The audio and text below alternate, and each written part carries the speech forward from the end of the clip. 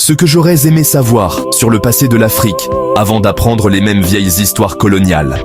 Il y a un chapitre rarement inclus dans les manuels scolaires. Parlons de la Namibie.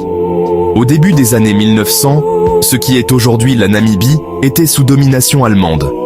Lorsque les peuples Herero ont résisté aux accaparements de terres et lorsque les peuples Nama ont résisté aux traitements brutaux, les forces allemandes ont répondu par une violence inouïe. En 1904, une campagne d'extermination a commencé. Des villages détruits, des populations forcées dans le désert, des points d'eau empoisonnés.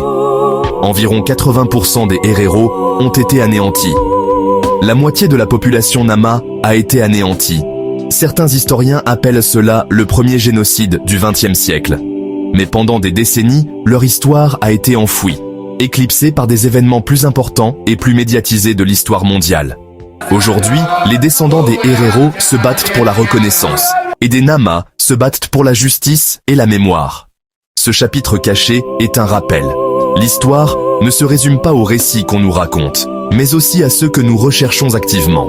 Alors la prochaine fois que vous entendrez parler de l'Afrique coloniale, souvenez-vous de la Namibie et des voix qui refusent d'être oubliées.